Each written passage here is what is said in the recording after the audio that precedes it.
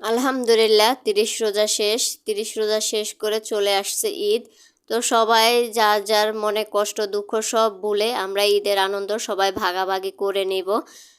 আসসালামু আলাইকুম, ঈদ মোবারক সবাইকে। সবাই কেমন আছেন? এই তো ইফতারি খেয়ে ইফতারি পরে এই তো মুরগি নিয়ে আসছে, কাজ করতেছি। রোজা শেষ কিন্তু আমাদের কাজ শেষ হয় নাই। বাড়ির বউ মা ওনাদের কাজ তো শেষ হয় না, ওনাদের কাজ সারা জীবন চলতে থাকে।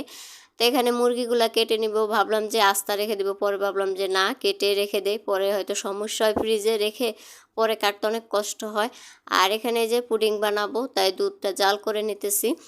তো আমার শাশুড়ি মা এবার সব দায়িত্ব আমার উপর ছেড়ে দিছে। উনি বলতেছে যে এবার তুমি যা করার করো, কিন্তু আমি তো অত ভালো পারি না, তাই মার কাছ থেকে জিজ্ঞেস করে করে বানিয়ে নিলাম পুডিংটা, কিন্তু মাশাআল্লাহ অনেক ভালো হয়েছে।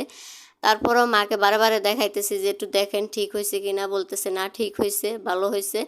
তো এই যে আমার ছেলে, পরের দিন সকালে আমার ছেলে হচ্ছে রেডি হইতেছে, ও মসজিদে যাবে।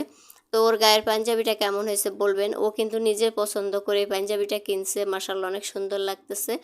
আর এই যে আমাদের বাড়ির বড় ছেলে ইফতি, ওর নাম সালমান, তানহা, এশার ওদের বড় ভাই। সবাই আদরের, মাশাআল্লাহ অনেক ভালো এবং অনেক ভদ্র। ও সবাইকে অনেক আদর করে, মানে একটু বকাও দেয় না, ভাই বোনদেরকে একটু মারেও না।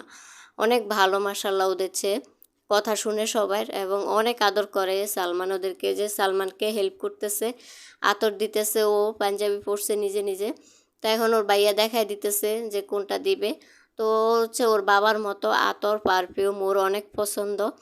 তো এই যে ওর ভাইয়া হেল্প করতেছে, ও দিতেছে। তো দোনো ভাই আর ও হচ্ছে ও চাচ্চুর জন্য দাঁড়ায় আছে, একসাথে মসজিদে যাবে সেজন্য। আর এই তো উনি হচ্ছে রেডি হইতেছেন। ওনার হচ্ছে পারফিউম আতর খুব পছন্দ। তো হচ্ছে একদম পারে না পারে সব ঢাইলা দেয় শরীরের মধ্যে। তো এই তো পারফিউম দিতেছে। তো আমি বলতেছি তাড়াতাড়ি যাও, হুজুর কিন্তু বয়ান শুরু করে দিছেন। তো ওই যে রেডি হয়ে গেছে, চলে গেছে এখন সবাই মিলে। আর এই যে এখানে সেমাই রান্না করে নিলাম। আমার শাশুড়ি মা বললাম যে এবার কিছুই ধরে নাই, তা আমি রান্না করছি সেমাই। বলতেছে আর আসলে ওনার শরীরটা একটু খারাপ ছিল, একটু অসুস্থ ছিলেন মা, তো সেই জন্যে আর রান্না করেন নাই। প্রতিবার কিন্তু মায়ে রান্না করেন, এই বছর প্রথম আমি রান্না করছি। আর এই যে এখানে নুডলসও রান্না করে নিলাম। সেমাই তো মিষ্টি মিষ্টি সবাই খেতেও চায় না, তাই ভাবলাম যে একটু ঝাল করে নুডলস রান্না করি। আমার ছেলে তো খাবে না সেমাই, ও নুডলসে খাবে। আর এই যে ঢাকনা দিয়ে রেখে দিলাম। তা আমার ছেলে আসলে মিষ্টি আমার মতোই, ও মিষ্টি খায় না, ও একটু ঝাল টাল পছন্দ করে। আর এখানে এই যে পুডিংটা তো বানিয়ে নিলাম, পুডিংটা তো ভালোই হয়েছে বললাম। আর এখানে রান্না করলাম এই যে গরুর মাংস, আর রান্না করছি পোলাও। তো আমার শাশুড়ি মা বলছিল যে রোস্ট রান্না করতে, তো আমি ভাবলাম যে আসলে ৩০ রোজা রাখার পরে না খাওয়ার রুচি থাকে না ওরকম ভালোভাবে। তো রান্না করি নাই, যে ভাবলাম যে খাওয়া হবে না, সেজন্য আর রান্নাও করি নাই। আর এখানে যে সালমান নামাজ পড়ে এসে খাইতেছে। ও কিন্তু সেমাই খায় না, একটু নুডলস খাইছে। তো ওর খিদা লেগে গেছে। এখানে তানহাও খাইতেছে, তানহা বুড়ি খাইতেছে। আর আমার মেয়ে কিচ্ছু খায় নাই সকাল ধরে, ওকে হচ্ছে কিচ্ছু খাওয়াইতে পারি নাই। ওর অনেক রাগ, মানে ও যা বলবে তা শুনতে হবে। তাহলে দেখেন কি করতেছে, ও আমার কাছ থেকে মোবাইল চাইছে, আমি দেই না দেখে তাই কান্না করতেছে। আর এখানে তানহা হাসতেছে। তো ও হচ্ছে যা চাইবে তাই দিতে হবে, ও হচ্ছে সবার আদর পেয়ে বেশি ইয়ে হয়ে গেছে আর কি।